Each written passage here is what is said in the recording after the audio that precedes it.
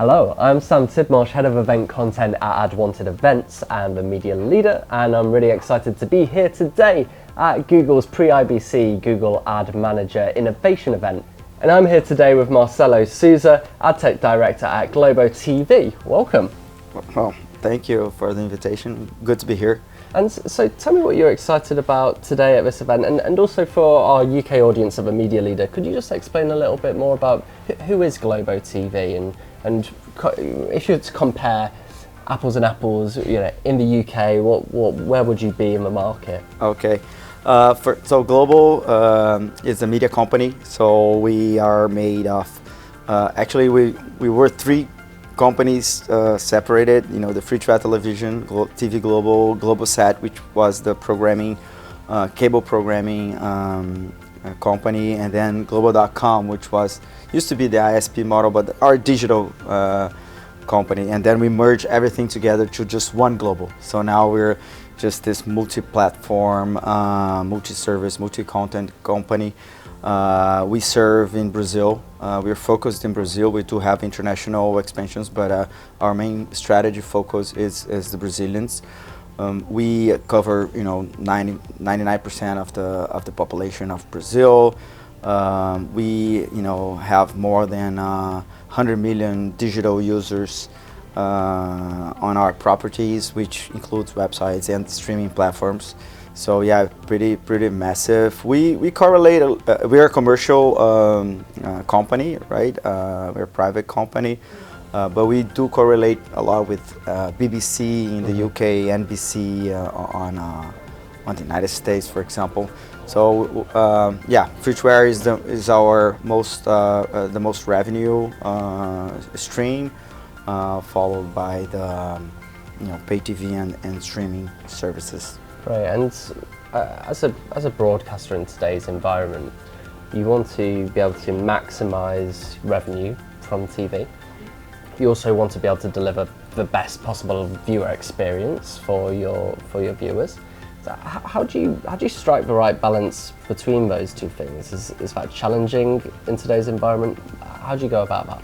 Yeah, it's very challenging, and we've been experimenting, let's say, since the launch of Globo Play, which is our streaming service. We launched in 2015, and since the beginning we started with the hybrid approach, and hybrid both on content that we had linear and also on demand, and also we had advertise-based content and also subscription-based content. So what we found that people actually on the linear break, they're kind of used to it.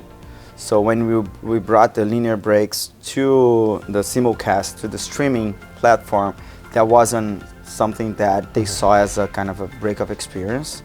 Of course, on demand, they think the pre-roll is kind of a paywall that they have to watch.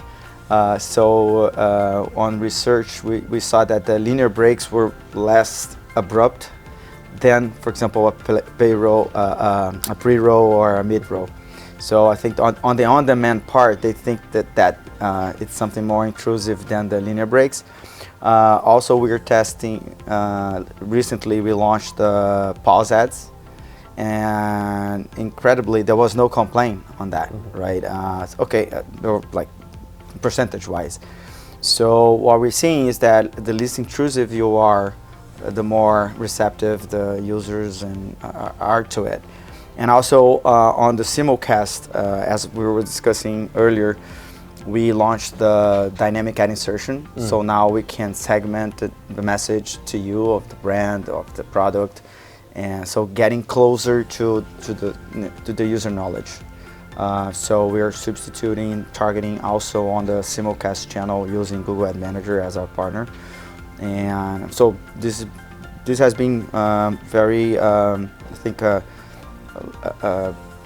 good for us, good for the subscriber, good for the brands, and yeah. So that's again experimenting, and I think the most important part is listen to what your customer is saying, and kind of do that learning process, right? And keep launching new things And do you think consumers want those new things, you know, innovative ad formats? Is that something that they're leaning into? Is that something that doesn't impact the viewer experience, that potentially even offers more to the viewer?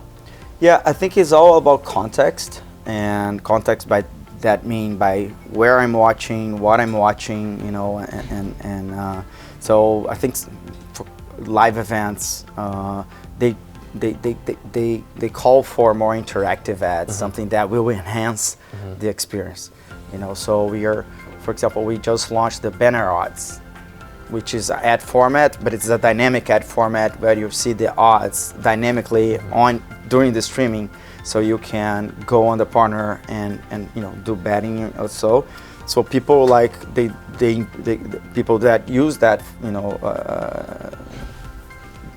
the betting, they thought that was very good because they don't have up on screen. It's kind of overlay. Overlay, right? Yeah. On So top you're of the still screen. watching the content You're behind. still watching the content. It's something. Hey, if you want and if you know, want to do the betting and you can go, but you can see the odds dynamically. So you can now play a little bit on the interactivity part and the engagement part. So so this is an ad that's bringing engagement. So those are the things. For example, for sports, this is very clear. For example, for more entertainment products, there's a lot of discussion about dynamic insertion of merchandising, you know. So we see that as more as you engage on the context, on the content, and if the guy is on a mobile, if the person is on a TV, so this is, it has to feedback loops to your ad guys and you know, ad operation and ad formats. So, but we're seeing a lot of traction on this new engagement and interactivity ads, as well as doing a better job on the linear break. So that, I think there's the future of the linear break, the TV break.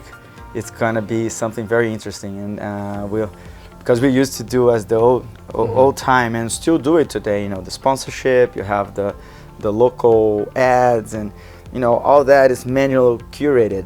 Now you have the machine saying, hey, maybe this could have a better yield if you do that, and switch and stuff. And that drives additional revenue. It doesn't, if you have a new banner ads, new ad formats, it doesn't cannibalize revenue from your standard full screen ads. No, it's something to complement. We're seeing kind of a complement, and of course, the brands and the advertisers, they're actually looking at the funnel, the marketing funnel. So it's all about where do you classify, or where does that format helps that objective of the brand, but at the same time it doesn't ruin the experience of the user. So this is kind of a formula of yield, experience, and brand objectives.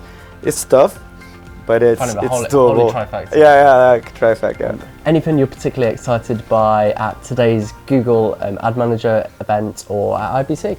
Yeah, what we're seeing is that in IBC this year, and you know, all the shows, and I'm very excited with this conversation we're having with Google Ad Manager team, is we are actually bringing the TV to digital and not trying to fit digital to TV.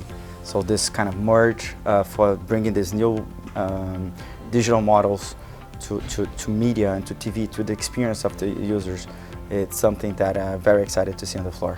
Brilliant. Well, Marcelo, lovely to meet you.